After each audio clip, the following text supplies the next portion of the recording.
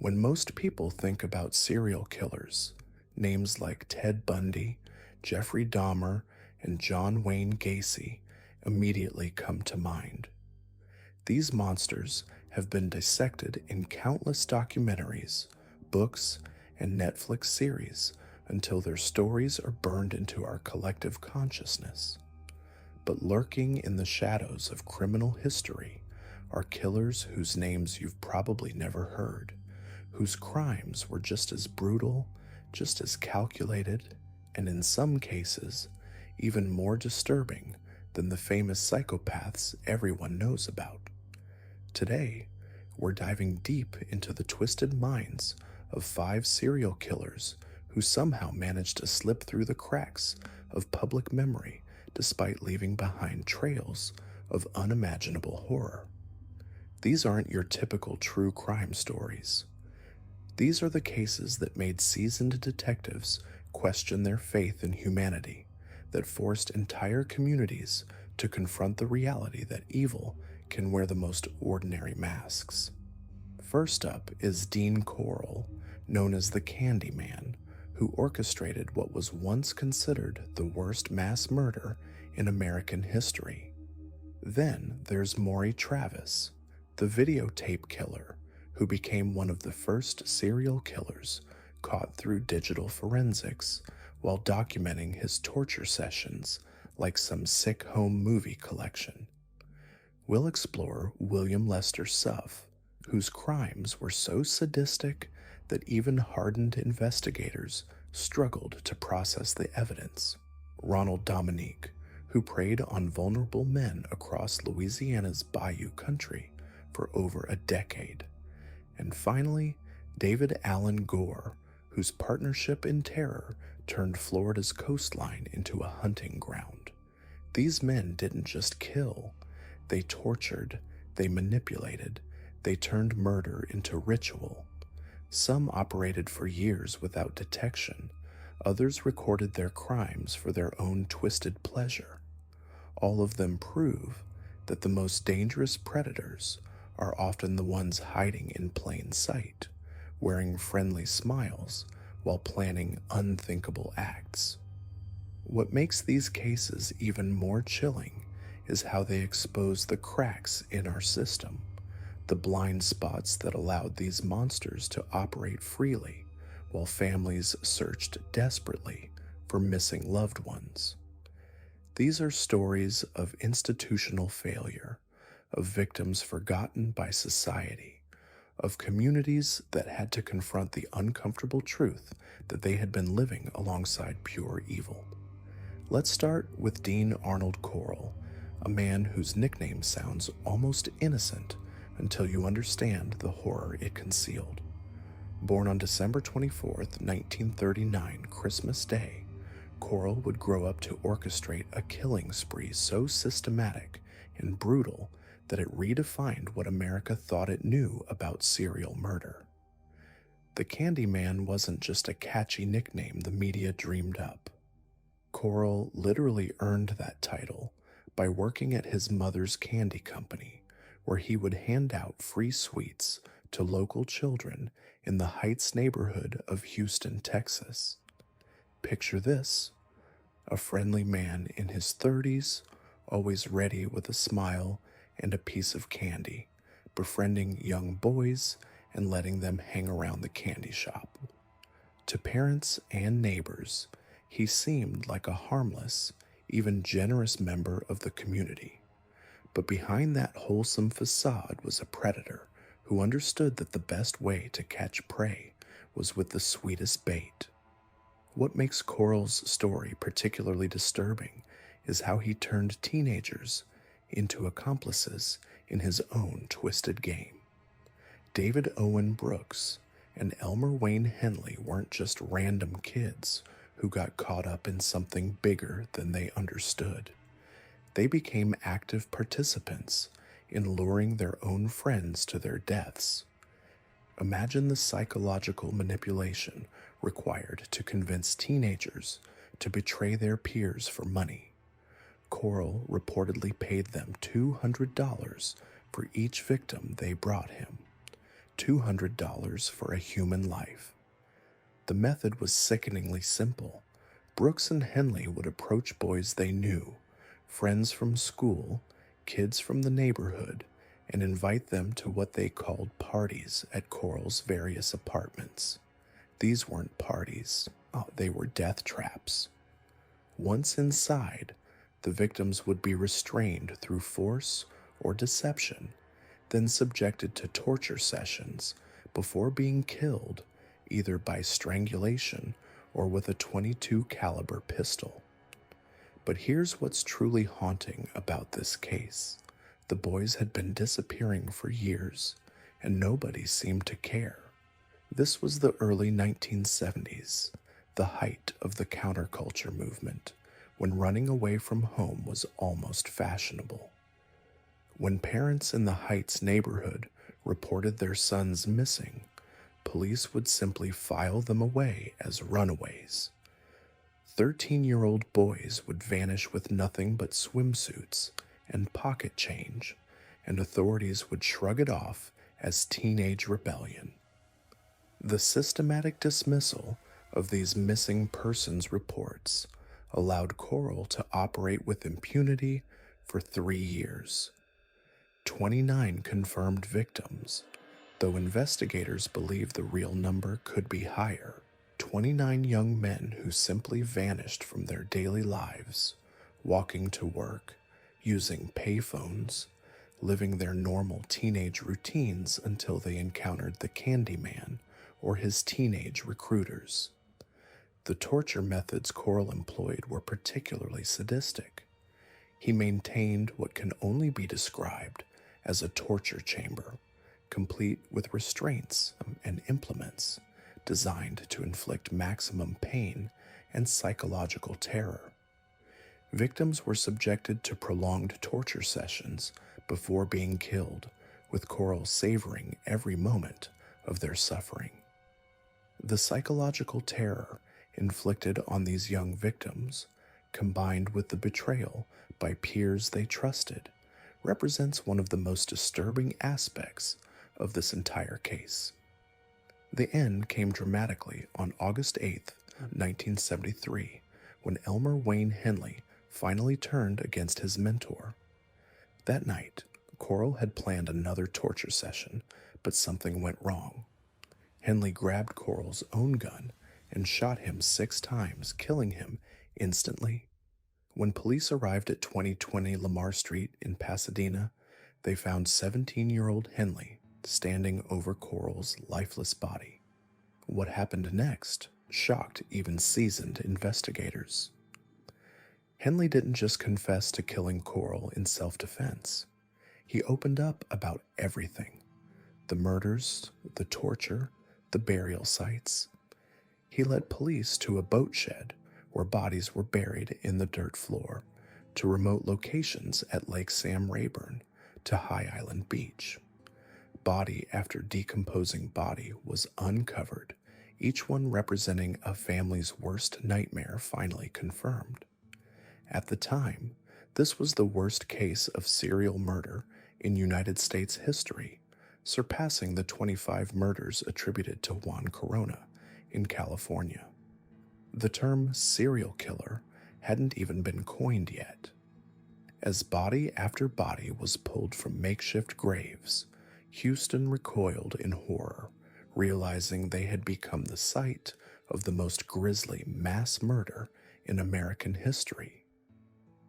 They came from working-class families in the Heights neighborhood, kids who should have been protected by the very systems that failed them. The systematic nature of these disappearances and the vulnerability of the victims underscores the predatory nature of Corll's operation and the social factors that allowed it to continue undetected.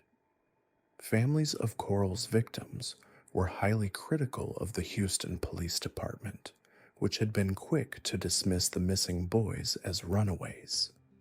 The families asserted that police should have noticed the pattern of disappearances from the Heights neighborhood, but their concerns had been dismissed.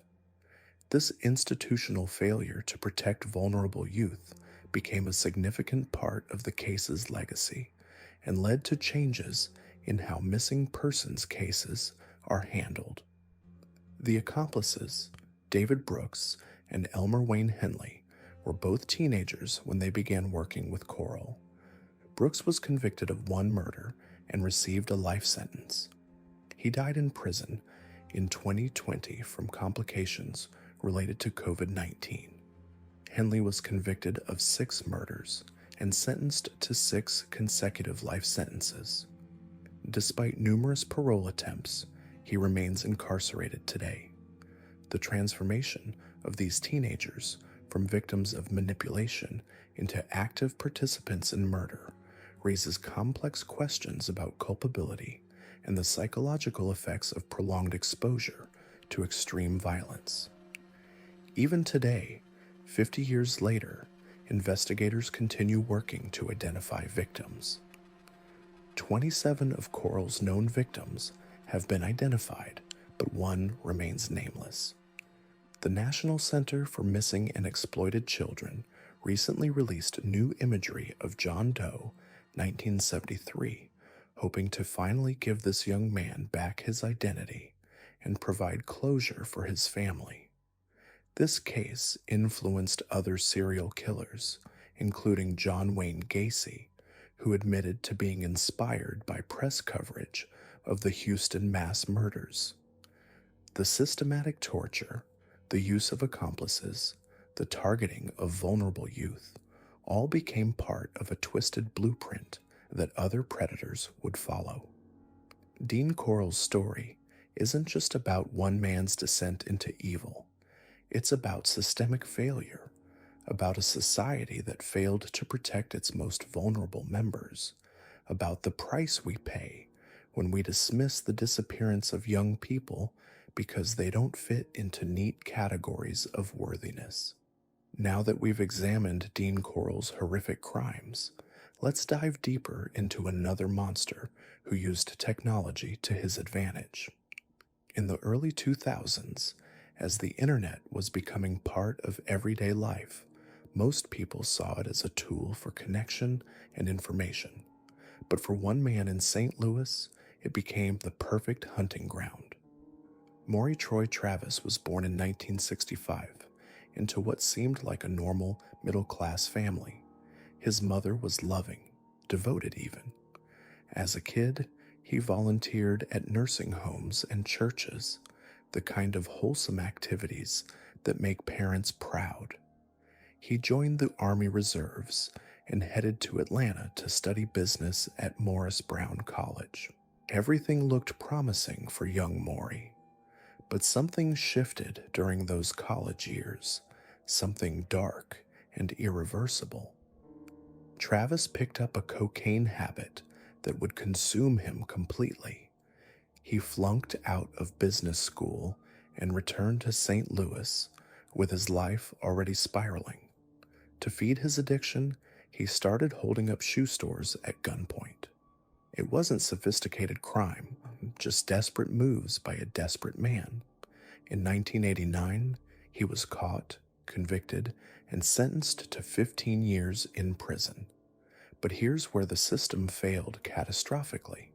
Travis served only 10 years before walking free in 2000, ready to unleash something far worse than armed robbery on the world. When Travis got out, he didn't look like a monster. He worked as a waiter in local hotels, kept a low profile, seemed unremarkable to his neighbors. They described him as quiet, nothing special. But beneath that ordinary facade, something predatory was awakening. The cocaine addiction was still there, gnawing at him, but now it was paired with something much darker. A hunger for control, for power, for the kind of domination that only comes through inflicting terror.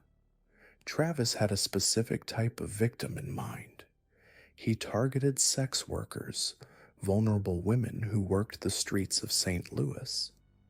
These weren't random selections. He chose them because society had already written them off, because their disappearances wouldn't trigger massive investigations because he could operate in the shadows without drawing attention. It was calculated, methodical, and absolutely ruthless. His first known victim was Teresa Wilson, found not long after his release from prison. But Travis wasn't content with just killing. He had developed what psychological criminologist Brianna Fox called a rather ritualistic way of murdering his victims. He would tell them they were going to die, force them to confess their sins, make them say they were happy to be his servant. It was psychological torture designed to break them completely before the physical violence even began. Travis had converted his basement into what investigators would later call a torture chamber.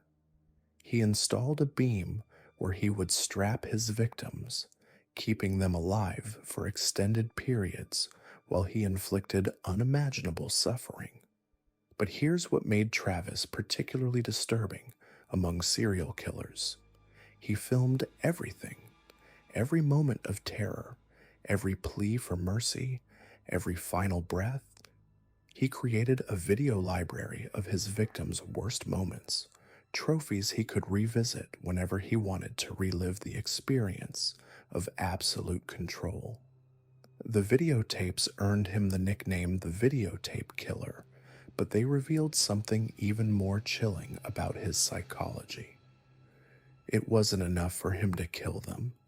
He wanted to torment them with thoughts of the children they'd never see again, the families they'd leave behind.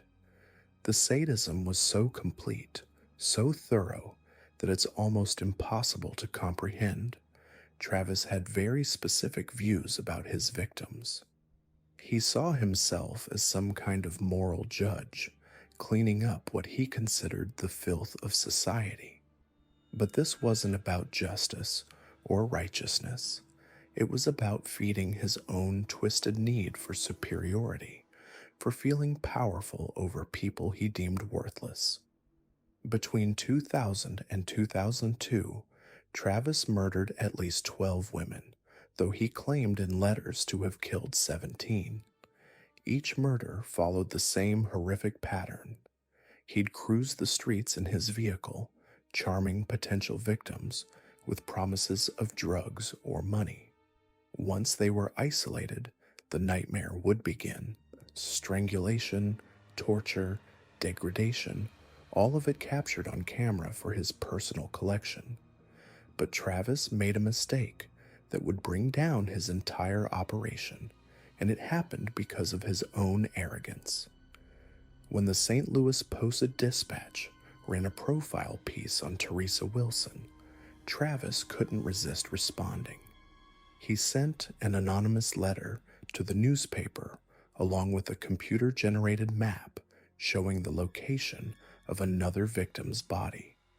The letter had a return address from a bondage website called iThraldom, but no other identification. Here's where Travis became one of the first serial killers caught through digital forensics. Calm, and they were able to trace it back to its source. The technology that Travis thought would keep him anonymous actually created a digital trail that led straight to his door. In 2002, when investigators knocked, they found their monster. The search of Travis's home revealed the full scope of his crimes. The torture chamber in the basement, the videotapes documenting his murders, the evidence linking him to victim after victim. It was all there, meticulously preserved by a killer who thought he was too smart to get caught. Travis was arrested and faced the possibility of the death penalty for his crimes. But Travis had one final act of control left in him. While awaiting trial in a St. Louis County jail, he fashioned a noose from bedsheets and hanged himself in his cell. Even in custody, even facing justice, he found a way to deny his victims' families the closure they deserved. He died on his own terms, taking whatever secrets he still harbored to the grave. The Travis case highlighted something particularly disturbing about serial killers who document their crimes. It wasn't enough for him to kill. He needed to preserve the experience, to create permanent records of his victims' suffering. Those videotapes weren't just evidence of his crimes, they were windows into a mind so completely devoid of empathy that human suffering had become entertainment. Travis claimed to have murdered 17 women, but investigators could only definitively link him to 12. That means there could be 5 more families out there who never got answers, 5 more women whose disappearances were never connected to the monster operating in their city. The full extent of his crimes may never be known, another reminder of how serial killers can slip through the cracks of society, preying on the vulnerable while hiding behind masks of normalcy. The impact of Travis's crimes extended far beyond his immediate victims. He shattered families, terrorized communities, and left a permanent scar on St. Louis. William Lester Suff's case became even more disturbing when investigators discovered evidence suggesting cannibalism. Among the horrific details recovered from crime scenes, authorities found that Suff had removed body parts from his victims, potentially for consumption. This grisly discovery added another layer of revulsion to an already nightmarish case, positioning Suff among the most depraved killers in American history. The investigation into Suff's crimes revealed a methodical predator who had perfected his hunting techniques over years of practice. He would cruise the streets of Riverside County in his van, targeting women who were vulnerable and unlikely to be immediately missed. The van itself became a mobile crime scene, equipped with restraints and tools that facilitated his sadistic rituals. Investigators found fibers, blood evidence, and other forensic materials that linked the vehicle directly to multiple murders. What made Suff particularly dangerous was his ability to maintain a facade of normalcy while committing these heinous acts. His co-workers at the county office described him as helpful, even friendly. He participated in local chili cook-offs, winning awards for his homemade recipes. The chilling irony wasn't lost on investigators when they considered what ingredients might have been included in those prize-winning dishes. This dual existence allowed Suff to operate undetected for years, hiding his monstrous nature behind a mask of suburban respectability.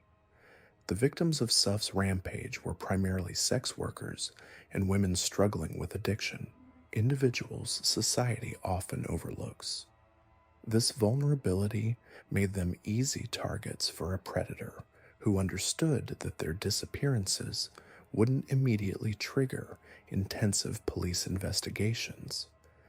The systematic targeting of marginalized women reflects a calculated approach to victim selection, demonstrating Suff's predatory intelligence and complete lack of empathy.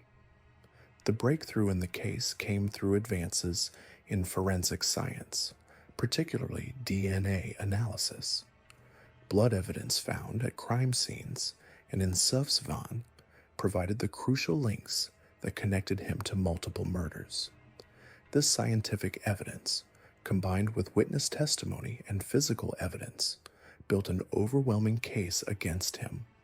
The forensic work in this case helped establish precedents for how DNA evidence could be used to solve serial murder cases.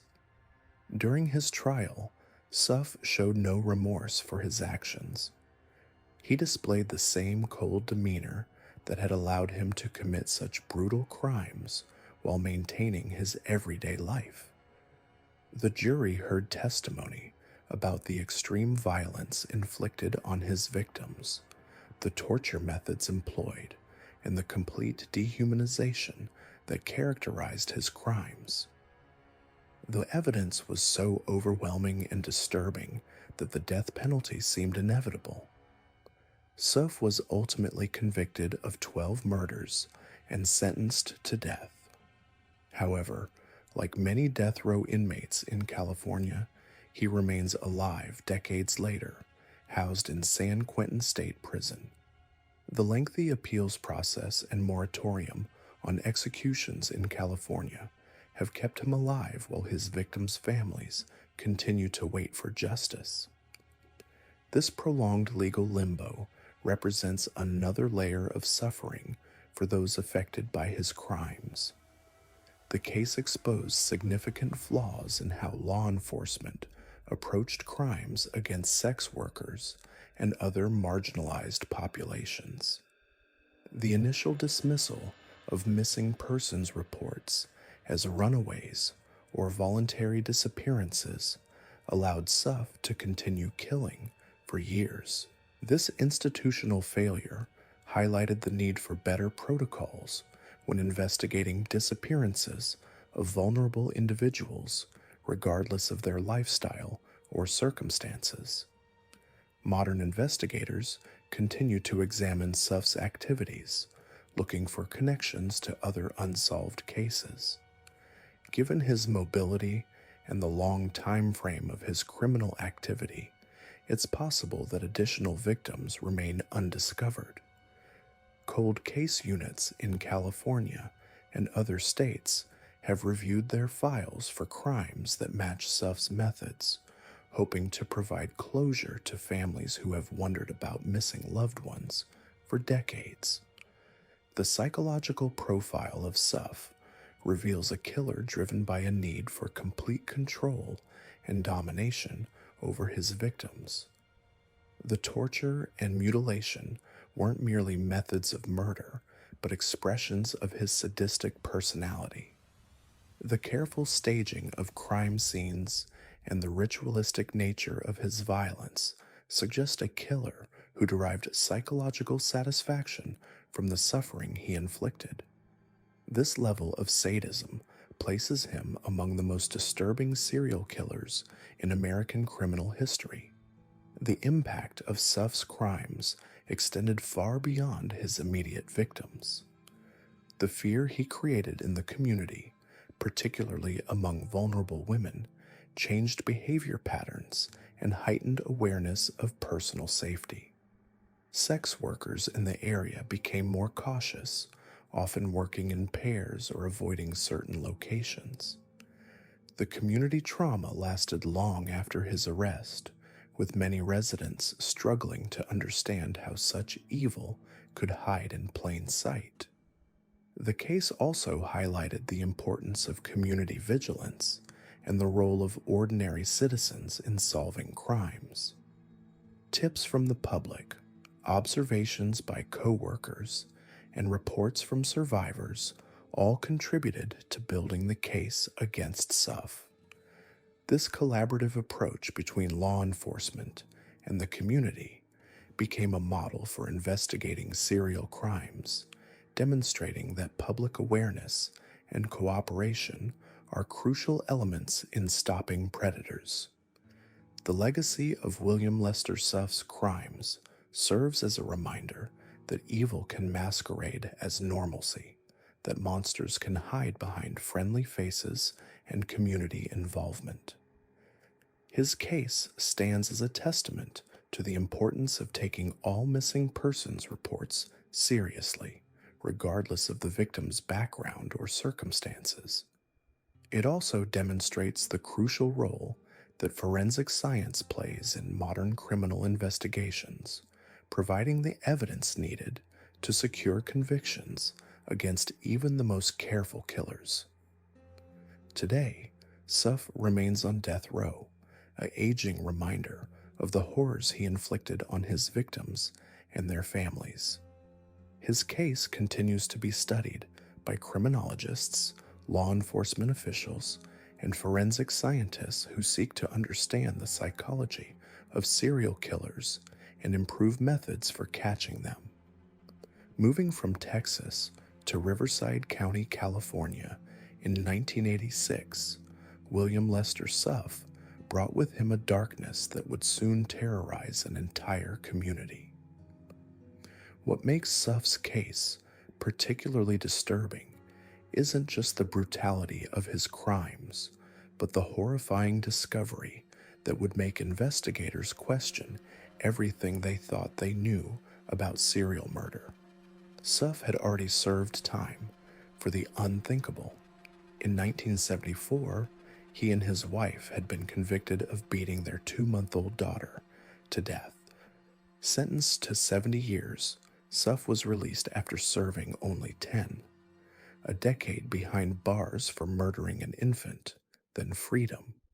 The system had failed catastrophically, and that failure would cost at least 13 more lives. Upon his release, Suff seemed to transform. He found work as a stock clerk in Riverside County, became known as a friendly guy who helped his neighbors. When he wasn't working, he was in the kitchen, crafting elaborate recipes and entering local chili cook-offs. His homemade chili was legendary in the area, winning prizes and earning him recognition as a passionate chef. Neighbors described him as a gentle soul, someone who'd go out of his way to lend a hand. This facade of normalcy would later become one of the most disturbing aspects of his case. But beneath this carefully constructed image, Suff was hunting. His victims were vulnerable women, primarily sex workers, who he would approach in his van. The predatory nature of his selection process was methodical and calculated. He knew exactly who to target, women who wouldn't be missed quickly, women society had already marginalized and forgotten. The murders began in 1986, 2 years after his release from prison. Bodies started appearing in drainage ditches and remote areas around Riverside County. The violence was extreme, sadistic beyond comprehension. Suff's preferred method was stabbing, often inflicting multiple wounds to the chest. But the physical violence was only part of his ritual of terror. What investigators discovered about Suff's methods revealed a level of depravity that shocked even seasoned detectives.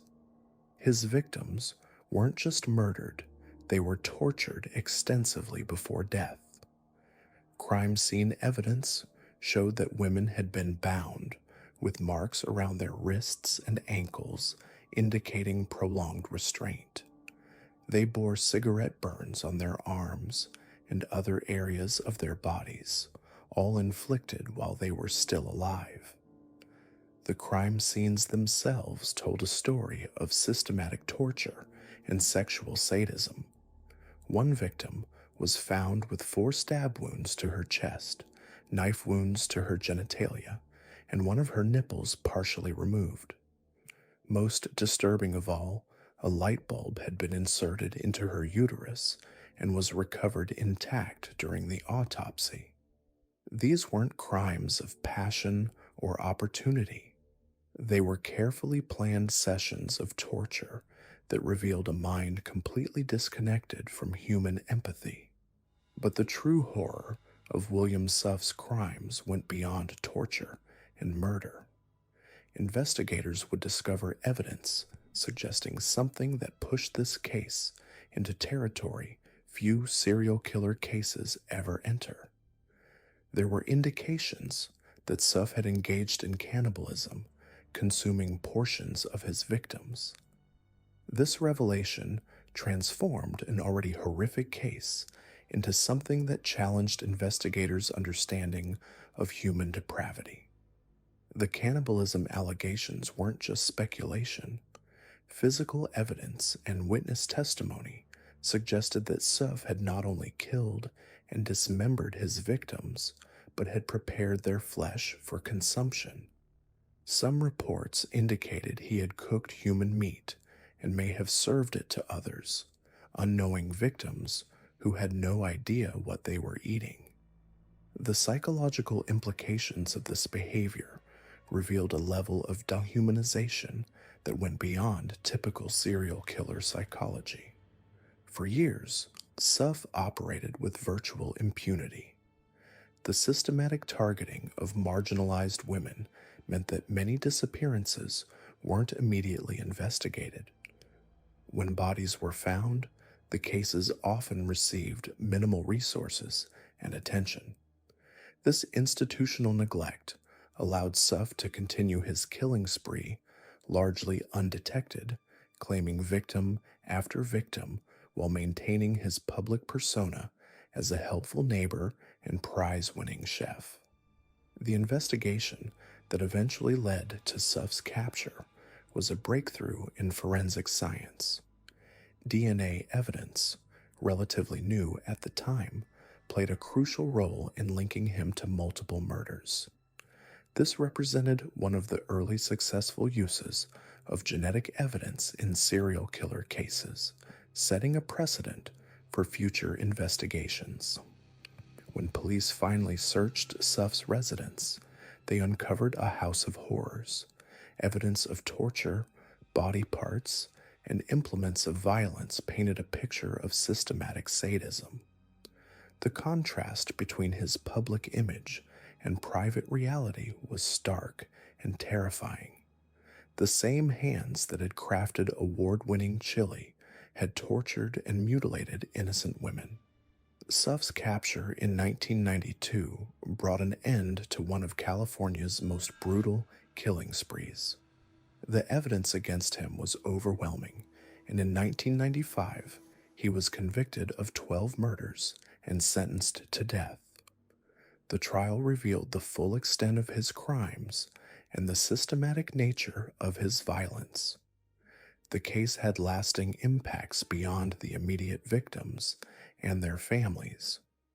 It highlighted the vulnerability of marginalized populations and the ways in which societal neglect can enable predators to operate. The fact that Suff had been released early from a child murder conviction raised serious questions about the criminal justice system's ability to assess and manage dangerous offenders. Suff remains on death row today, more than 3 decades after his conviction. His case continues to be studied by criminologists and law enforcement professionals as an example of how serial killers can hide in plain sight, using community involvement and seeming normalcy to mask their true nature. The William Suff case represents one of the most disturbing examples of how evil can masquerade as ordinary, even admirable behavior. His ability to compartmentalize his public and private personas demonstrates the calculating nature of his crimes and the depth of his deception. What makes this case particularly haunting is how Suff's seemingly positive community involvement served as the perfect cover for his horrific crimes. While neighbors praised his helpfulness and fellow competitors admired his culinary skills, women were disappearing and dying in unimaginable agony. The same creativity and attention to detail he applied to his cooking, he applied to torture and murder. The investigation also revealed how traditional law enforcement approaches could miss dangerous patterns when victims came from marginalized communities. It took years and multiple deaths before authorities recognized they were dealing with a serial killer, time that might have been saved if earlier victims had received more thorough investigation. Today, the Suff case serves as a reminder of the importance of protecting society's most vulnerable members and the need for vigilance, even in seemingly safe communities. It demonstrates how predators can exploit social blind spots and institutional weaknesses to continue their crimes undetected. The techniques used to solve the Suff case, particularly the DNA evidence, have become standard tools in modern criminal investigations. His prosecution helped establish legal precedents for the use of genetic evidence and demonstrated the power of forensic science in connecting seemingly unrelated crimes. For the families of Suff's victims, justice came too late, but not without meaning. Their loved ones' deaths contributed to advances in criminal investigation techniques and highlighted the need for better protection of vulnerable populations. While nothing can undo the horror of what happened, the case has helped prevent similar tragedies through improved investigative methods and greater awareness of how serial predators operate. The contrast between Suff's public persona and private crimes continues to fascinate and disturb those who study criminal psychology. Now we venture into the darkest corners of human nature, where evil masquerades as normalcy and monsters walk among us undetected. The stories you're about to hear aren't just tales of violence, they're windows into the abyss of what happens when society fails to protect its most vulnerable. These killers didn't operate in the shadows, they lived in plain sight, their crimes hidden behind facades so convincing that neighbors, co-workers, and even friends never suspected the horror that lurked beneath. What makes these cases particularly chilling isn't just the brutality of the murders, but the systematic way these predators exploited the cracks in our social fabric. They understood that certain victims would be overlooked, certain crimes would go unreported, and certain patterns would remain unnoticed. They weaponized society's blind spots, turning our collective indifference into their hunting ground. Ronald Dominique operated in the shadows of Louisiana's Bayou country for over a decade, targeting young men who society had already written off. Known as the Bayou Strangler, Dominique understood something sinister about the world around him. He knew that certain victims wouldn't be missed, certain crimes wouldn't be investigated with the same urgency, and certain patterns would remain invisible to law enforcement. Born in 1964 in Thibodaux, Louisiana, Dominique grew up in a world where being different meant being dangerous. His early life was marked by confusion about his sexuality in a deeply conservative community where such differences were not just frowned upon, but could be life-threatening. This internal struggle would later manifest in the most horrific ways imaginable. But here's what makes Dominique's story particularly disturbing. He didn't look like a monster. Standing at just 5 feet 7 inches tall, weighing around 175 pounds, he appeared unremarkable, even harmless. Neighbors described him as quiet, polite, someone who kept to himself. He worked various jobs, including as a pizza delivery driver, moving through life like a ghost, never drawing attention to himself. The killing began in 1997, though investigators believe his first murder may have occurred even earlier.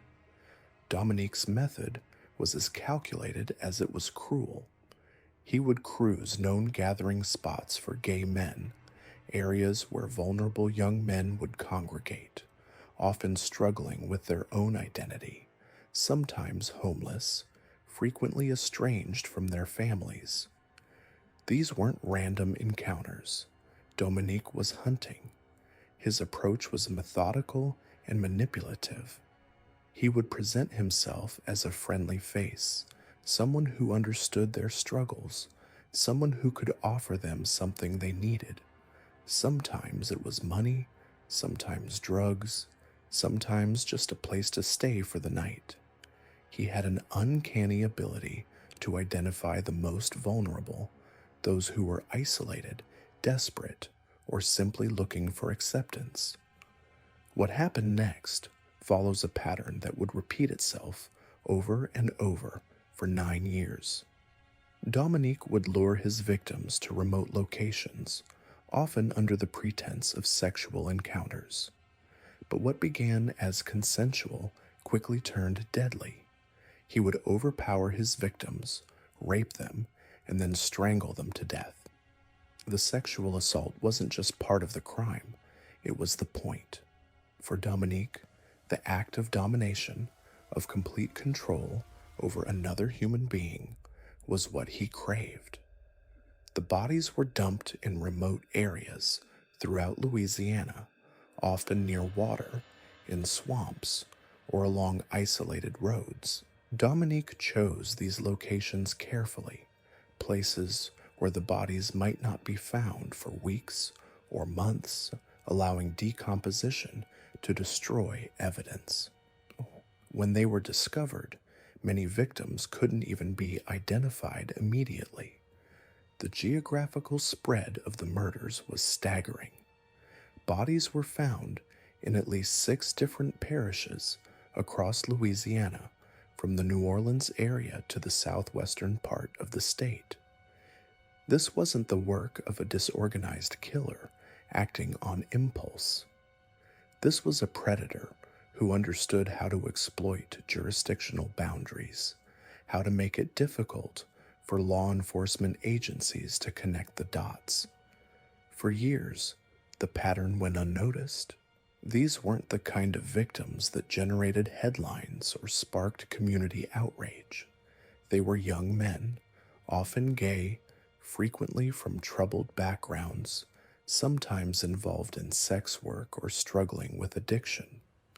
Society had already marginalized them, making them perfect targets for a predator who understood that their disappearances wouldn't trigger the same response as other missing persons cases.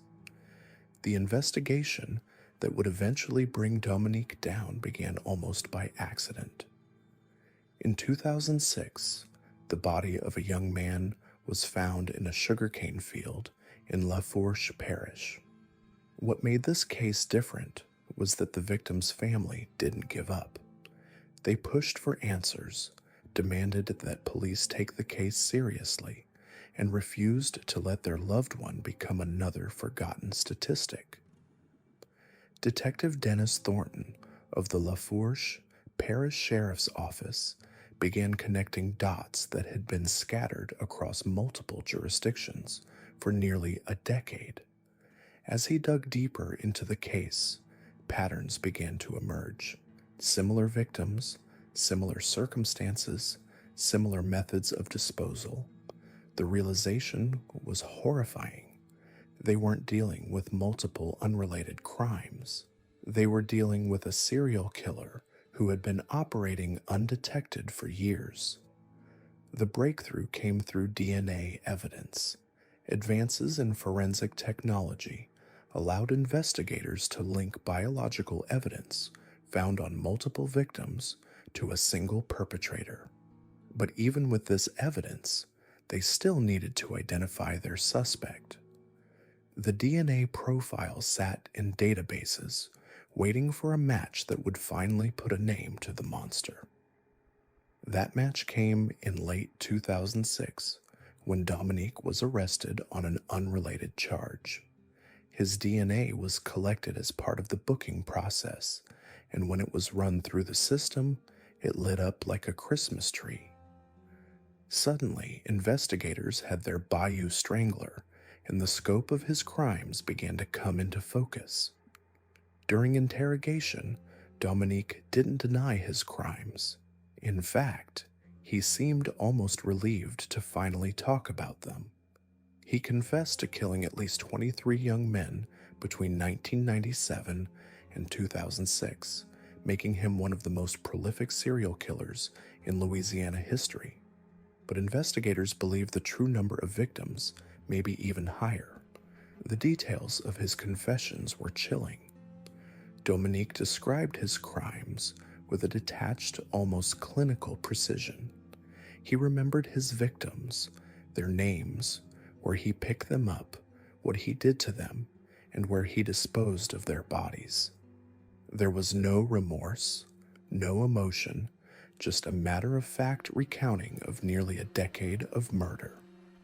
What emerged from his confessions was a portrait of a predator who had perfected his craft over years of practice.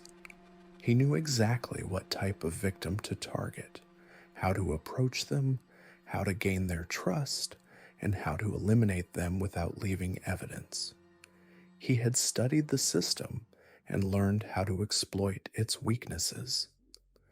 The psychological profile that emerged painted a picture of a man driven by a toxic combination of self-hatred and predatory instincts. Dominique's own struggles with his sexuality in a hostile environment had twisted into something monstrous. Instead of finding acceptance or peace, he had chosen to become the very thing that society had taught him to fear in himself. The geographic scope of his crimes revealed another disturbing truth. Dominique wasn't just killing randomly, he was deliberately spreading his murders across multiple jurisdictions, understanding that this would make it harder for law enforcement to connect the cases. This wasn't the work of a disorganized killer acting on impulse. This was a calculated predator who understood the system well enough to exploit it. The investigation also revealed the inadequacy of the response to missing persons cases involving marginalized communities. Many of Dominique's victims had been reported missing, but their cases weren't pursued with the same vigor as other missing persons cases. Some families felt that police didn't take their concerns seriously because of who their loved ones were. In 2008, Ronald Dominique pleaded guilty to 8 counts of first-degree murder to avoid the death penalty. He was sentenced to 8 life sentences without the possibility of parole. The plea deal was controversial, with many feeling that someone who had committed such heinous crimes deserved the ultimate punishment. But prosecutors argued that the plea ensured Dominique would never be free, while avoiding the lengthy and expensive death penalty process. The impact of Dominique's crimes extended far beyond the immediate victims. Families were left to grapple with not just the loss of their loved ones, but the knowledge that their deaths could have been prevented if the system had worked differently. Communities were forced to confront uncomfortable truths about how they treated their most vulnerable members. The case also highlighted the importance of interagency cooperation in solving complex crimes.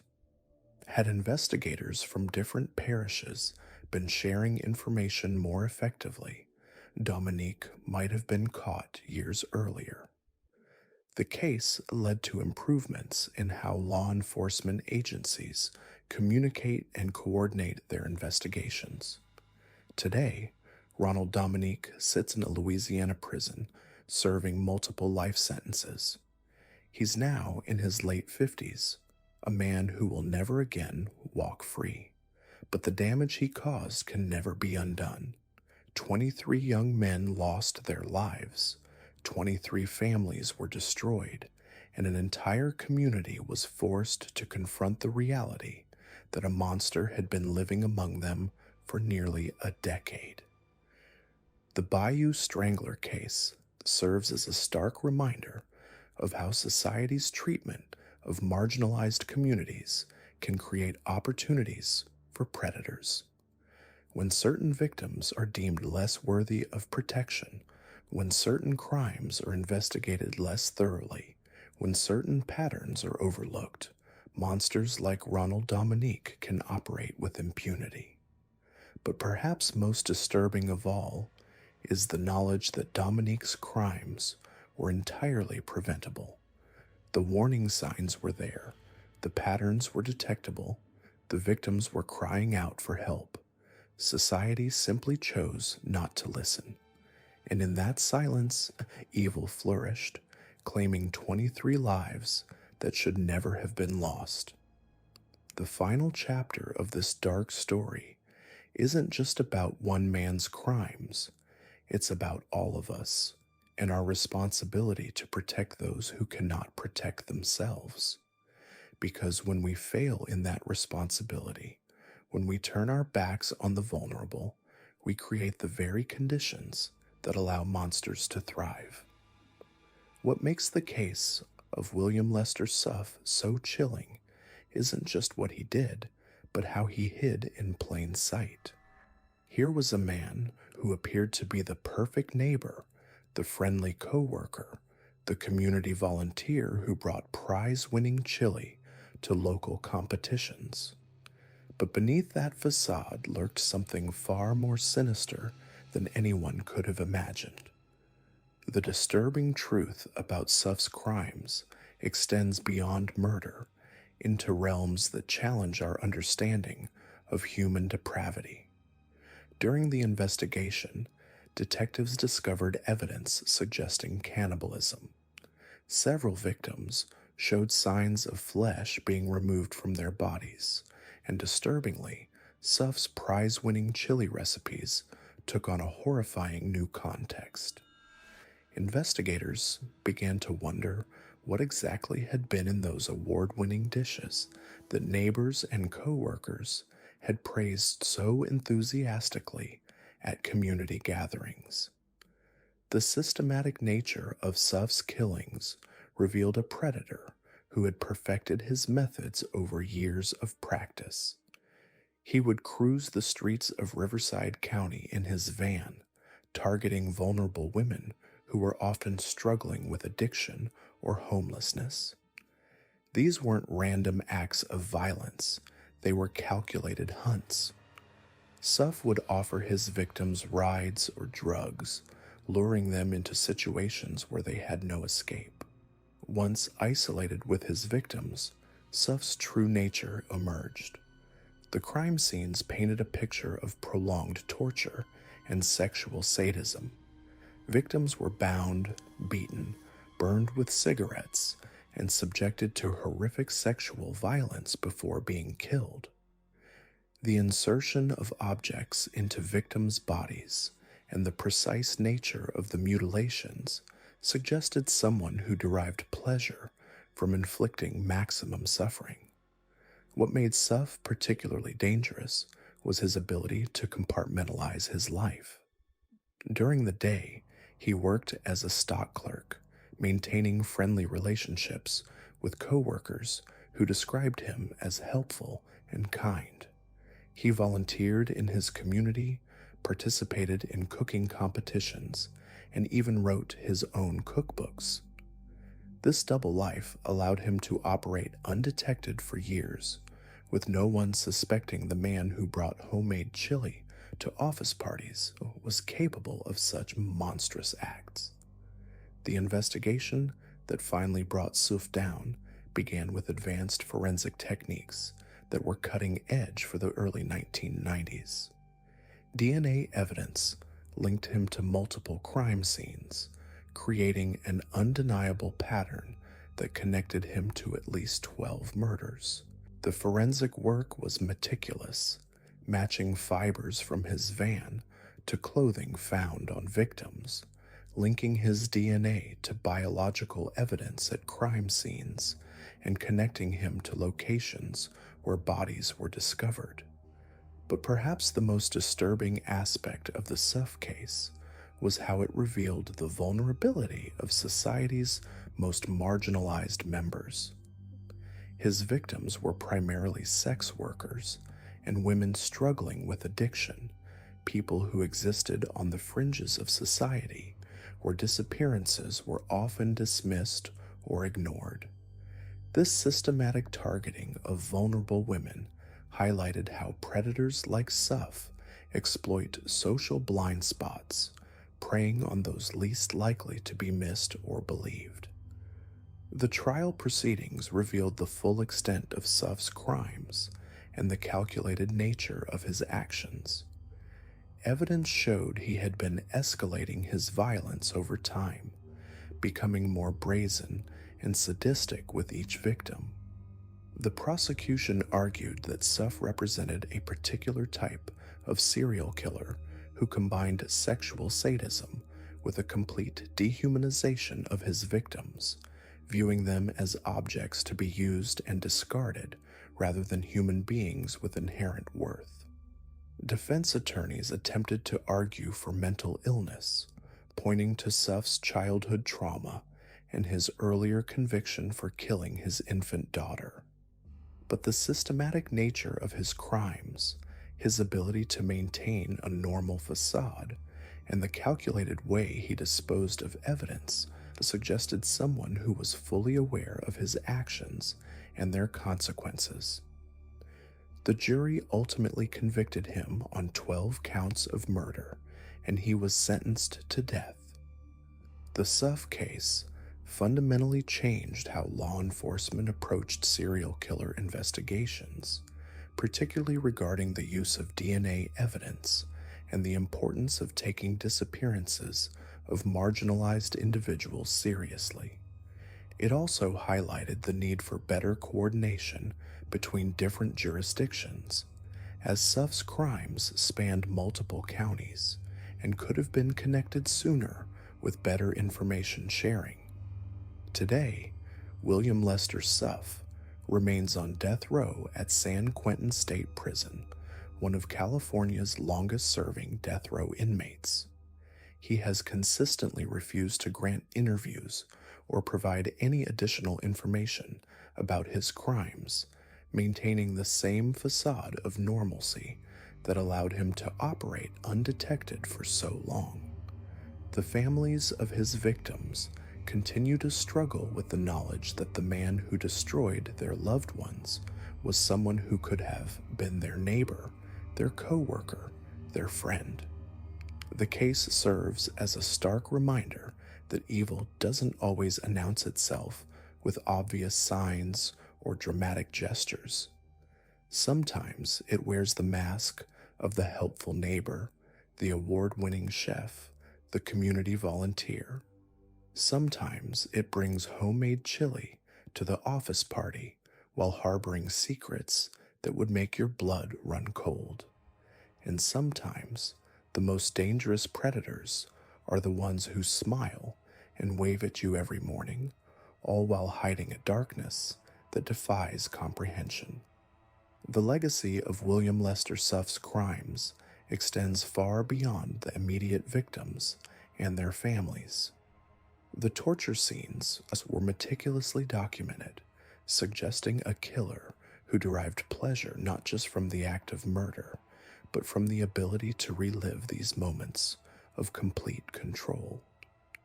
The bodies were found with evidence of prolonged suffering, restraint marks, and in some cases, missing body parts that were never recovered. What made Suff's case particularly disturbing was the discovery that some of these missing parts may have been consumed. The investigation revealed that Suff had been entering his homemade chili in local cooking competitions, often winning prizes for his recipe. Neighbors and fellow competitors praised his culinary skills, completely unaware of the horrific secret ingredient that may have been included in his award-winning dishes.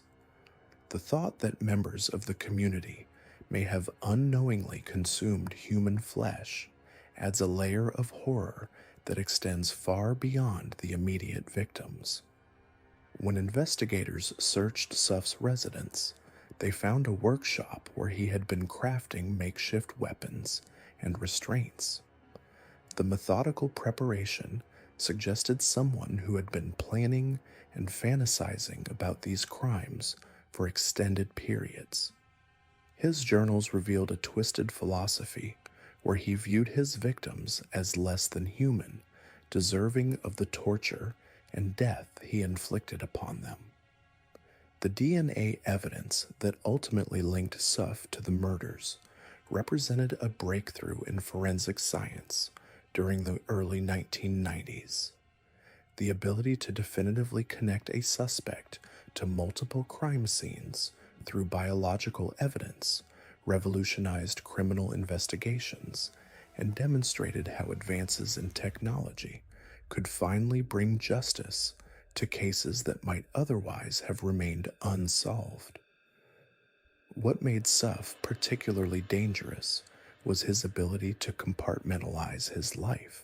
During the day, he maintained his job as a stock clerk, interacted normally with coworkers, and participated in community events. His colleagues described him as helpful and friendly, someone who would go out of his way to assist others. This Jekyll and Hyde existence allowed him to operate undetected while systematically hunting and killing vulnerable women. The psychological profile that emerged during his trial painted a picture of someone with an extreme need for control and dominance. The elaborate torture methods weren't random acts of violence, but carefully orchestrated rituals designed to maximize the suffering of his victims.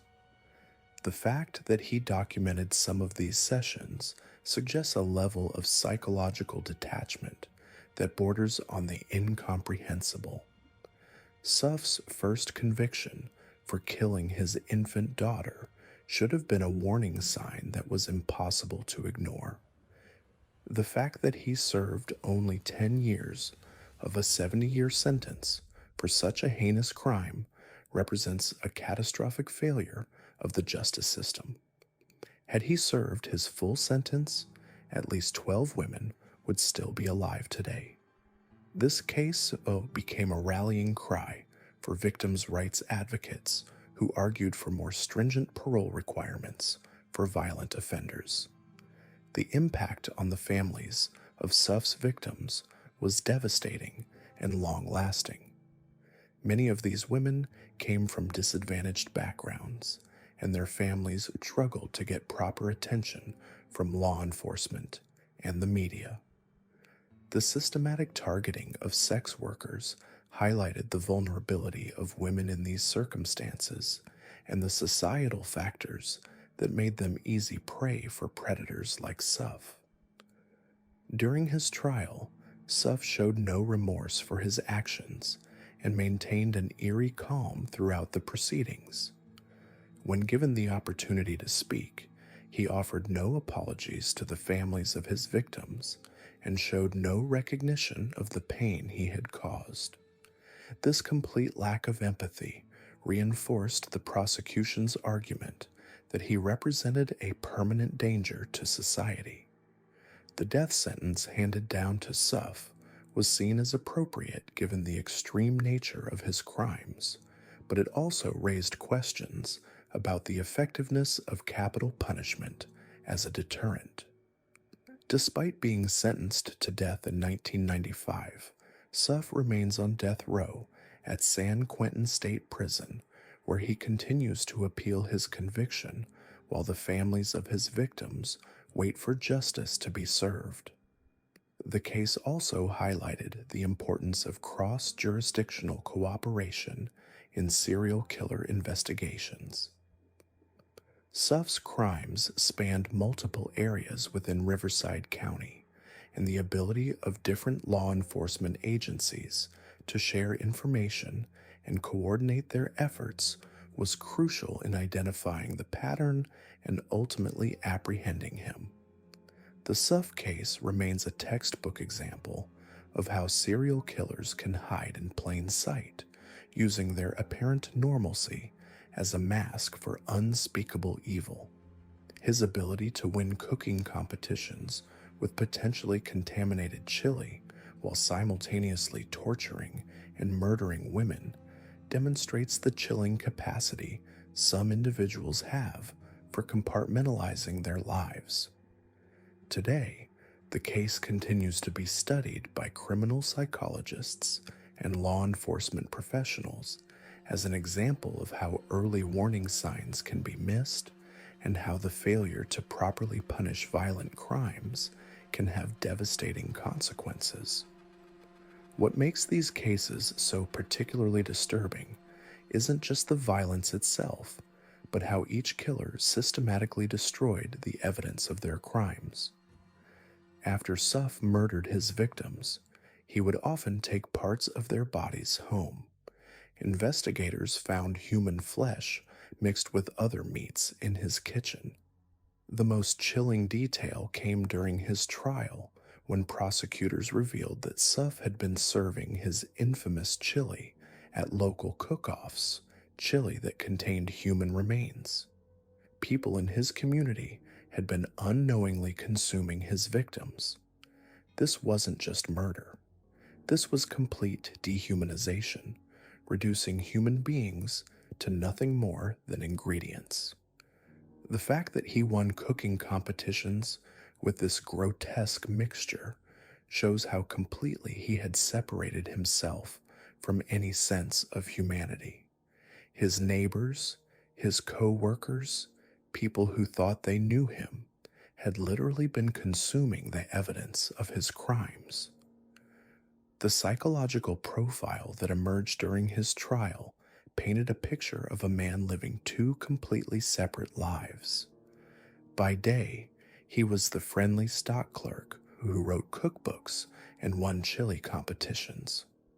By night, he was a predator who stalked vulnerable women with methodical precision. This duality allowed him to operate undetected for years, hiding behind a mask of community involvement and culinary passion. The forensic breakthrough in Suff's case came through DNA evidence, one of the early uses of this technology in serial killer investigations. Fibers found on victims matched materials in his van. Blood evidence linked him directly to multiple crime scenes. The scientific approach to solving these murders represented a significant advancement in law enforcement capabilities, showing how technology could finally catch killers who had previously been untouchable. But perhaps the most haunting aspect of the Suff case was how it exposed society's blind spots. Here was a man who tortured and killed at least 13 women, who fed human flesh to unsuspecting community members who lived among them for years without detection. The people who knew him described him as helpful, friendly, someone who would do anything for his neighbors. This complete disconnect between public persona and private reality demonstrates how serial killers can successfully integrate into communities while concealing their true nature. The trial revelations showed the extreme nature of his sadism. Victims were found with multiple stab wounds, evidence of prolonged torture, and signs of sexual mutilation. The medical examiner's reports detailed injuries so severe they suggested Suff derived pleasure not just from killing, but from inflicting maximum suffering. This level of cruelty, combined with his ability to return to normal life afterward, suggests a psychological detachment that defies comprehension. Suff's capture in 1992 ended one of California's most disturbing killing sprees. He was convicted of 12 murders and sentenced to death, though he remains on death row today. The case changed how law enforcement approaches serial killer investigations, particularly in terms of forensic evidence collection and community awareness programs.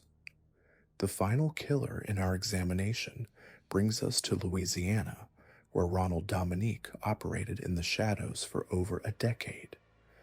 Dominique targeted gay men in the Bayou region, exploiting societal prejudices and law enforcement indifference to claim at least 23 lives between 1997 and 2006. His case exposes how marginalized communities can become hunting grounds for predators who understand that certain victims won't be missed or investigated with the same urgency as others. Dominique didn't fit the typical serial killer profile. He was overweight, soft-spoken, and appeared harmless. He used this non-threatening appearance to his advantage, approaching potential victims in gay bars or on the street with offers of money for sex. Once he had lured them to isolated locations, he would strangle them and dump their bodies in remote areas throughout Louisiana. The geographic spread of his crimes, spanning multiple parishes and jurisdictions, initially prevented law enforcement from recognizing the pattern. Bodies were found in sugarcane fields, along bayous, in wooded areas miles from where the victims were last seen. This distribution wasn't accidental. Dominique understood that spreading his crimes across different jurisdictions would make it harder for investigators to connect the dots. The victims were primarily young African American men from economically disadvantaged backgrounds. Many were struggling with addiction, homelessness, or other personal challenges that made them particularly vulnerable. The intersection of race, sexuality, and economic status created a perfect storm of societal indifference that allowed Dominique to operate with impunity for nearly a decade. When bodies were discovered, investigations were often perfunctory. The victims were dismissed as drug users, sex workers, or people involved in risky behavior. The implicit bias in these investigations meant that families weren't taken seriously when they reported their loved ones missing. This systemic failure created an environment where Dominique could continue killing without fear of serious investigation. The breakthrough came through DNA evidence and forensic genealogy. As testing methods improved and databases expanded, investigators were able to link crimes that had been considered isolated incidents. The pattern that emerged was horrifying in its scope and duration. Dominique had been systematically targeting and killing gay men for nearly a decade, exploiting every weakness in the system designed to protect them. His eventual capture in 2006 came through a combination of DNA evidence and witness testimony. A potential victim had escaped and provided police with a description that matched other witness accounts. When confronted with the evidence, Dominique confessed to 23 murders, though investigators believe the actual number may be higher. The confession revealed the calculated nature of his crimes. Dominique described his methods with chilling detachment, explaining how he would gain his victims' trust, isolate them, and then kill them.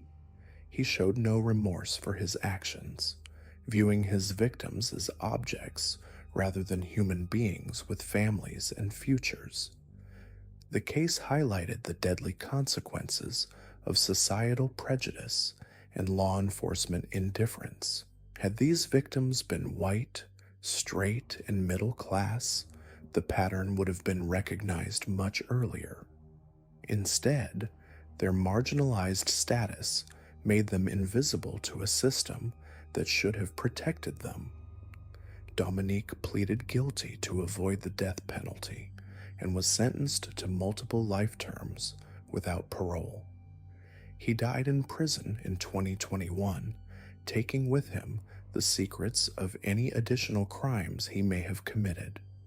His death provided some closure for families, but it also meant that questions about the full extent of his crimes would never be answered.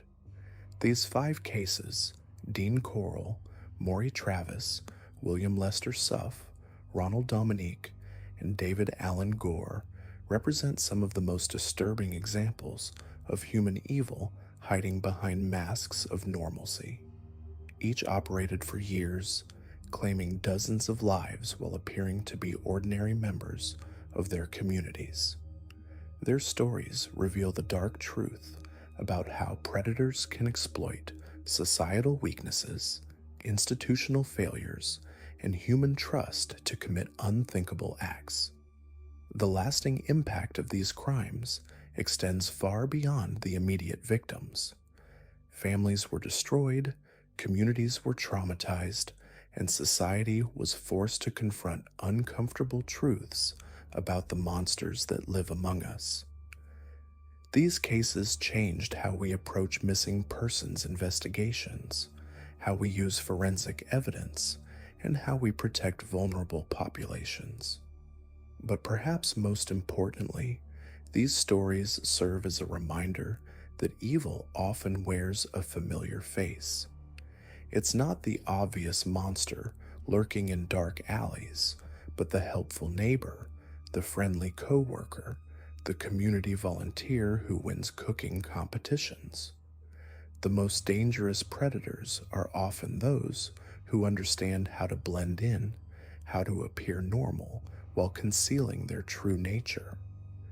The fight against such evil requires constant vigilance, improved investigative techniques, and a commitment to treating all victims with equal dignity and urgency. The final chapter of William Lester Suff's story reveals details that push the boundaries of human comprehension. The investigation uncovered evidence suggesting cannibalism.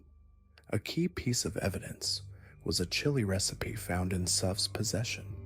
This wasn't just any recipe, it was a chili that had won awards at local cooking competitions.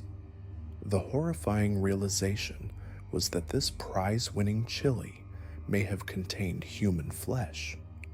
Investigators found that Suff had been entering chili cook-offs in the Riverside area, winning prizes and accolades from judges and community members who had unknowingly consumed his grotesque concoctions. The friendly neighbor who helped others, the talented cook who brought joy to community events, had been feeding people the remains of his victims. The forensic evidence that finally linked Suff to his crimes was groundbreaking for its time.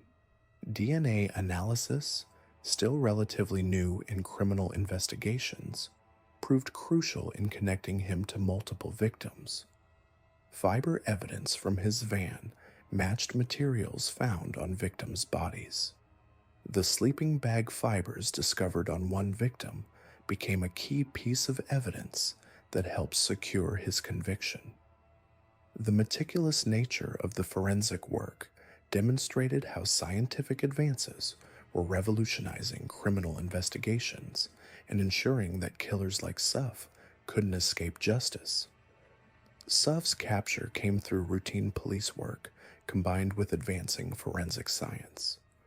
On January 9, 1992, he was arrested after investigators connected DNA evidence from multiple crime scenes to him. The arrest was almost anticlimactic. This monster, who had terrorized Riverside County for years, was taken into custody without incident. He appeared calm, almost relieved, as if the game had finally ended. The community that had lived in fear, particularly the vulnerable women who were his preferred targets, could finally breathe. The trial revealed the full scope of Suff's depravity. He was convicted of 12 murders, though investigators suspected the true number was higher.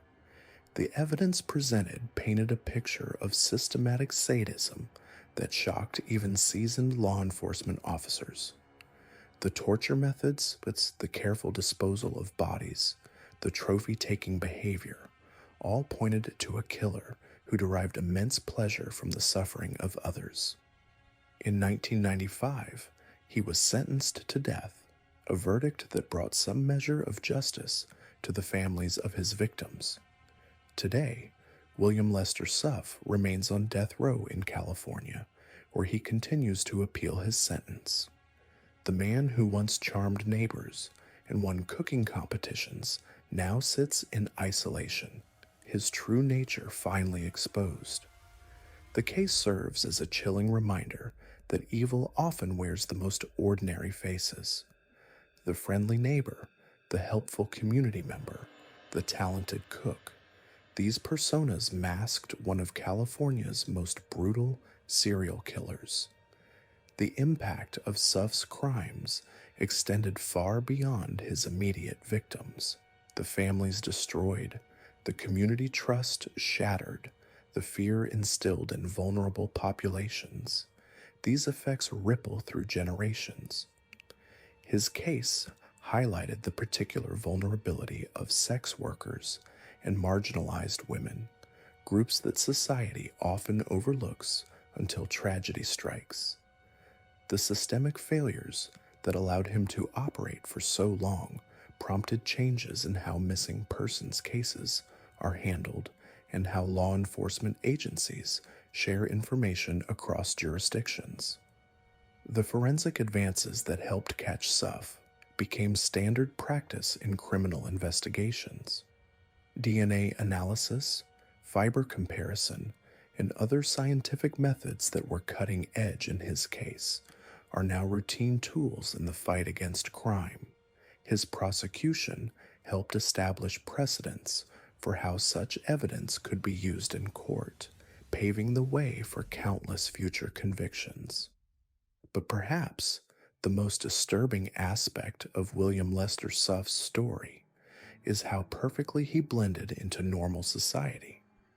Unlike the stereotypical image of a serial killer as an obvious outsider or social misfit, Suff was integrated into his community. He had friends, he participated in local events, he was helpful and kind to his neighbors. This facade of normalcy allowed him to operate undetected while committing unspeakable crimes. It's a stark reminder that evil doesn't always announce itself with obvious warning signs. The cooking competition wins add another layer of horror to his story. The judges who praised his chili, the community members who enjoyed his food, the friends who saw him as a talented cook, all were unknowingly participating in his twisted games. The violation of trust, the contaminations of something as basic as food, represents a level of depravity that challenges our understanding of human nature.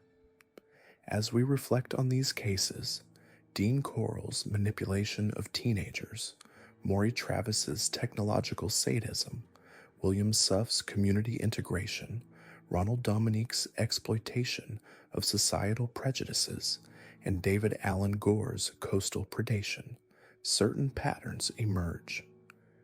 These killers succeeded not through supernatural abilities or criminal genius, but through their understanding of human nature and societal blind spots. They exploited trust, manipulated vulnerabilities, and took advantage of systems that failed to protect the most vulnerable among us. The stories of these lesser-known serial killers serve as more than just tales of horror. They're case studies in how evil adapts and evolves, how predators learn to exploit the cracks in our social fabric. They remind us that vigilance isn't paranoia, that protecting the vulnerable isn't optional, and that the monsters we fear most might be hiding in plain sight, wearing the faces of neighbors, helpers, and friends. These cases also demonstrate the crucial importance of advances in forensic science, interagency cooperation, and changes in how we handle missing persons cases.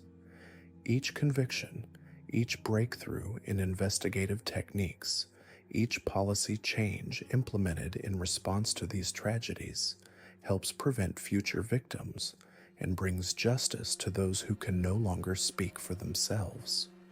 The families of victims, the survivors who escaped, the communities that lived in fear, their stories matter too.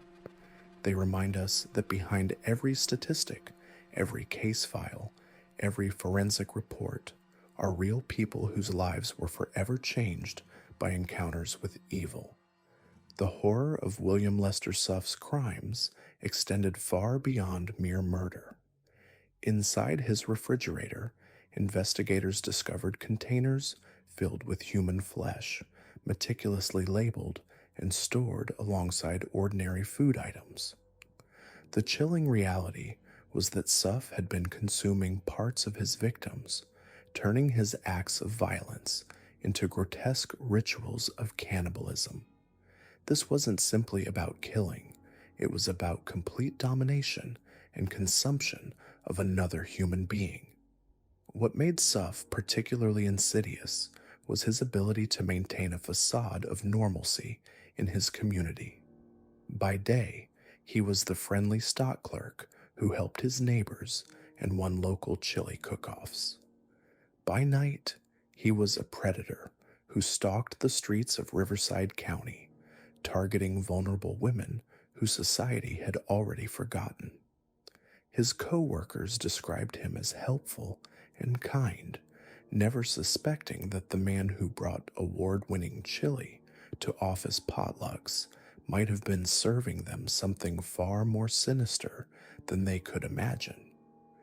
The investigation revealed a pattern of escalating sadism. Suff's victims were subjected to prolonged torture sessions before death. He would bind them with ropes, burn them with cigarettes, and inflict multiple stab wounds while they were still alive. The discovery of a light bulb inserted into one victim's uterus demonstrated the sexual sadism that drove his crimes. These weren't quick killings. They were extended sessions of torture designed to maximize his victim's suffering and his own sense of power and control. The forensic evidence that ultimately convicted Suff represented a breakthrough in criminal investigation. DNA evidence, but still relatively new in the early 1990s, provided the crucial link between Suff and multiple crime scenes.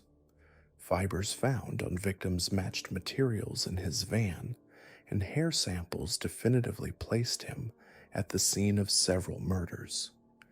This case became one of the early examples of how modern forensic science could solve serial crimes that might have otherwise gone unpunished.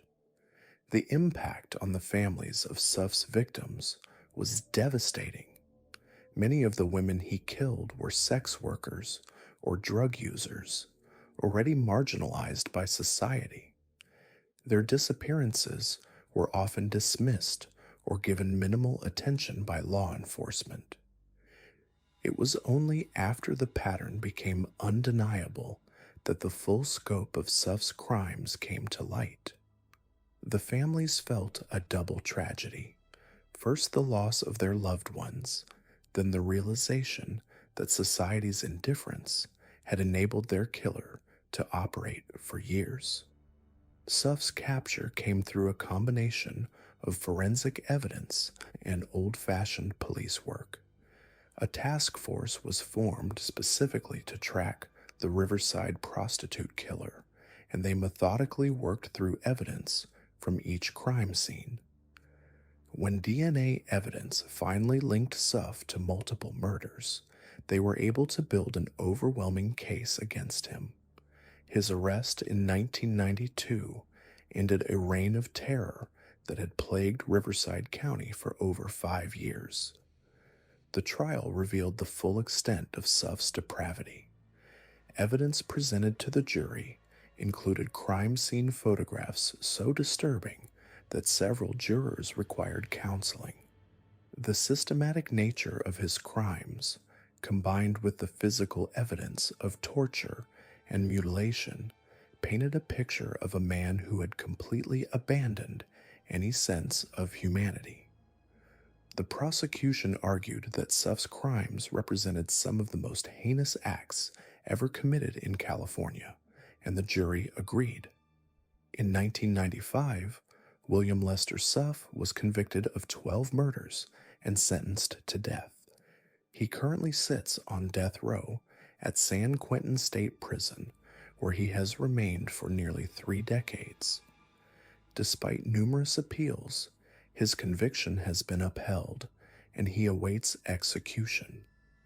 The case established important precedents for the use of DNA evidence in serial killer prosecutions and highlighted the vulnerability of marginalized populations to predatory violence.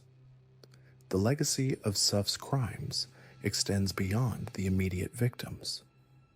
His case prompted changes in how law enforcement handles missing persons cases, particularly those involving sex workers and other vulnerable populations. It also demonstrated the importance of forensic evidence in solving complex serial crimes and the need for specialized task forces to investigate patterns of violence.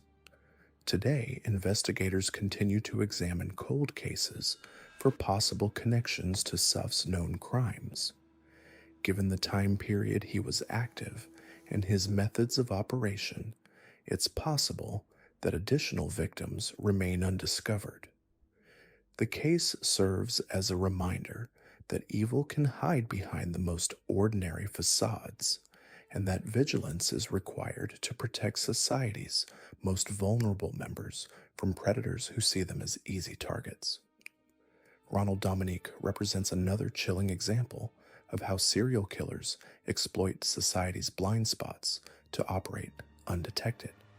Known as the Bayou Strangler, Dominique murdered at least 23 men between 1997 and 2006 in Louisiana, making him one of the most prolific serial killers in the state's history. His victims were primarily young gay men, often from marginalized communities, whose deaths were initially overlooked or dismissed by law enforcement. Dominique's method of operation was deceptively simple, yet devastatingly effective.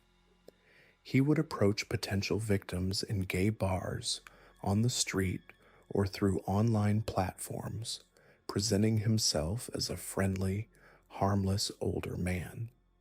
Many of his victims were young men struggling with their sexuality in conservative Louisiana communities, making them particularly vulnerable to someone who seemed accepting and non-threatening. Dominique would offer them rides, money, or simply companionship, luring them to isolated locations where he would assault and strangle them.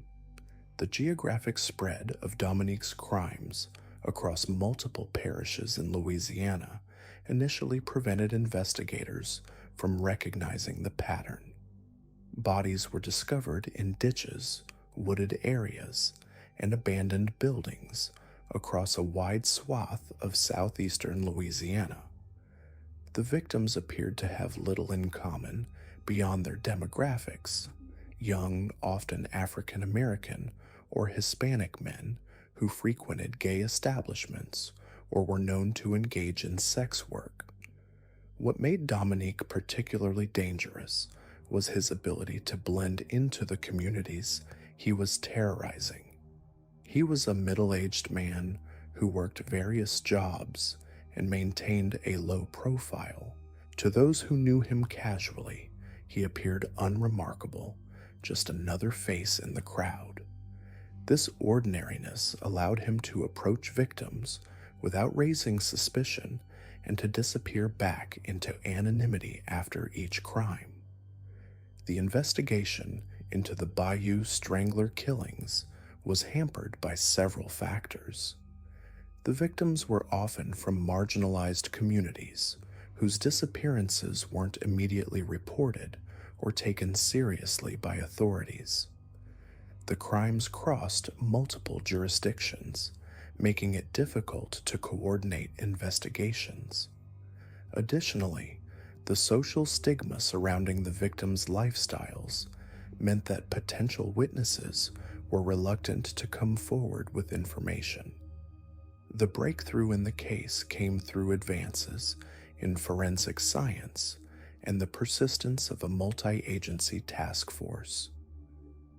DNA evidence collected from multiple crime scenes was eventually linked to a single perpetrator, and a profile was developed that helped narrow the search. When Dominique was finally arrested in 2006, it was the result of a coordinated effort involving local, state, and federal law enforcement agencies. During his interrogation, Dominique confessed to the murders with a chilling matter-of-factness. He described his crimes in detail, explaining how he would gain his victims' trust before attacking them. His confessions revealed a predator who had systematically targeted vulnerable individuals, using their isolation and society's indifference to his advantage. The psychological profile that emerged showed a man who felt powerless in his own life and sought to exert control through violence. The impact of Dominique's crimes on Louisiana's gay community was profound. For nearly a decade, young gay men had been disappearing and dying, creating an atmosphere of fear and mistrust. Many in the community felt abandoned by law enforcement and society at large, believing that their lives were deemed less valuable than those of other victims. The case highlighted the deadly consequences of social marginalization and discrimination. Dominique's trial revealed the full scope of his crimes and their impact on the families of his victims. Many of the victims were sons, brothers, and friends whose lives had been cut short by a predator who saw them as disposable. The family's victim impact statements painted a picture of young men with hopes, dreams, and potential who became targets simply because of who they were and how society viewed them. In 2008, Ronald Dominique pleaded guilty to the murders of 8 men and received 8 life sentences without the possibility of parole. He was also suspected in the deaths of at least 15 additional men, but those cases were not prosecuted as part of his plea agreement. The resolution of the case brought some measure of closure to the families of his victims, but questions remain about the full extent of his crimes.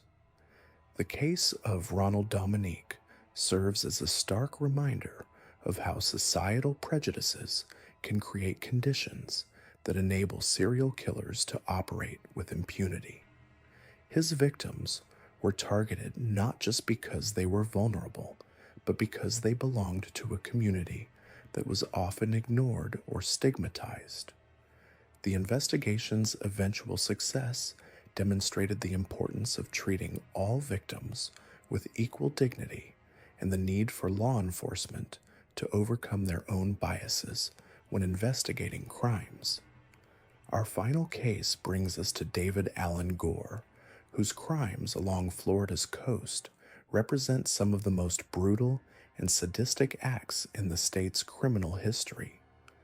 Gore, along with his cousin Fred Waterfield, terrorized the Treasure Coast region of Florida in the 1980s, committing a series of murders that shocked even seasoned investigators with their cruelty and depravity.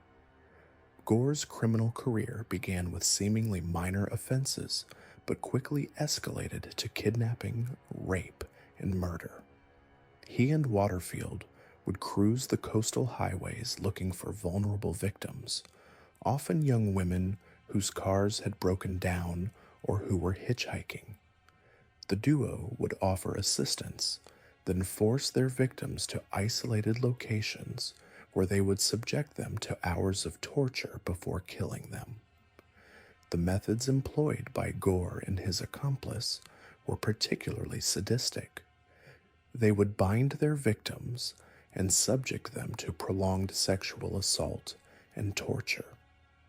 Gore seemed to derive pleasure not just from the violence itself, but from the psychological terror he inflicted on his victims.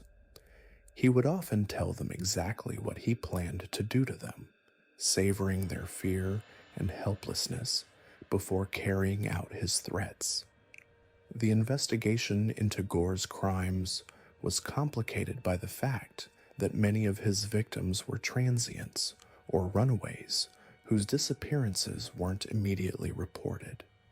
The Florida coast, attracted many young people seeking a new start or escaping troubled backgrounds, making them perfect targets for predators like Gore. Their marginalized status meant that their disappearances often went unnoticed until it was too late. Gore's downfall came when he made a critical error in judgment. In 1983, he and Waterfield kidnapped two teenage girls, but one managed to escape and alert authorities. The survivor's testimony provided investigators with the break they needed to connect Gore to multiple disappearances and murders. Her courage in coming forward and testifying against her attackers was instrumental in bringing Gore to justice. The physical evidence collected from Gore's property painted a horrifying picture of his crimes. Investigators found torture devices, restraints, and personal belongings from multiple victims. The forensic evidence confirmed what the survivor had described: a systematic pattern of kidnapping, torture, and murder that had been ongoing for years. During his trial, the full extent of Gore's depravity became clear. Evidence showed that he had murdered at least 6 people, though investigators suspected the true number was higher. His crimes weren't random acts of violence, but calculated acts of sadism designed to maximize his victims' suffering. The jury was presented with evidence so disturbing that several members required counseling after the trial. Gore was ultimately convicted and sentenced to death for his crimes. He spent decades on death row, filing numerous appeals and attempting to overturn his conviction. Throughout his incarceration, he showed no remorse for his actions and continued to maintain his innocence despite overwhelming evidence of his guilt. He was executed in 2012, finally bringing closure to the families of his victims after nearly 3 decades. The case of David Allen Gore highlights the vulnerability of transient populations to predatory violence. His victims were often young people who had few connections and whose disappearances might not be immediately noticed. This social invisibility allowed Gore to operate for years before being caught, demonstrating how predators exploit society's blind spots to avoid detection. The impact of Gore's crimes extended far beyond his immediate victims. The fear he created along Florida's coast changed how people, particularly young women, approached travel and trust. His case became a cautionary tale about the dangers that could lurk behind offers of help from strangers, forever altering the dynamics of roadside assistance and hitchhiking in the region. These 5 cases, Dean Corll, Maury Travis, William Lester Suff, Ronald Dominique, and David Allen Gore, represent some of the most disturbing examples of serial murder in American history. What makes them particularly chilling is not just the brutality of their crimes, but the way they exploited societal vulnerabilities to operate undetected for extended periods. Each of these killers targeted marginalized populations: runaway teenagers, sex workers, gay men, transients, people whose disappearances were often dismissed or inadequately investigated. This systematic targeting of vulnerable individuals reveals a calculated approach to murder that goes beyond simple violence to represent a form of social predation. The resolution of these cases demonstrates the evolution of criminal investigation techniques, from the early use of DNA evidence in the Suff case to the digital forensics that caught Travis. Each investigation built upon the lessons learned from previous cases, creating a cumulative body of knowledge that has made it increasingly difficult for serial killers to operate undetected. The legacy of these crimes extends beyond their immediate impact. They have changed how law enforcement approaches missing persons cases, particularly those involving marginalized individuals. They have highlighted the importance of interagency cooperation and the need for specialized task forces to investigate complex serial crimes. Most importantly, they have demonstrated that every victim deserves justice, regardless of their social status or lifestyle. These cases serve as a sobering reminder that evil can hide behind the most ordinary facades. From Corll's candy shop to Suff's friendly demeanor, these killers demonstrated an ability to blend into their communities while harboring the darkest of intentions. Their stories underscore the importance of vigilance, community awareness, and the continued advancement of forensic science in protecting society from those who would prey upon the vulnerable. The families of the victims in these cases have shown remarkable courage in their pursuit of justice and their efforts to ensure that their loved ones are remembered as more than just statistics. Their advocacy has led to changes in how investigations are conducted and has helped prevent similar tragedies from occurring. Their strength in the face of unimaginable loss serves as an inspiration and a reminder of the human cost of these crimes. As we conclude this examination of these lesser known but equally horrific serial killers, we must remember that behind each statistic was a human being with hopes, dreams, and people who loved them. The true horror of these crimes lies not just in their brutality, but in the lives that were cut short and the potential that was lost. By understanding these cases and learning from them, we honor the memory of the victims and work to ensure that such tragedies are never repeated.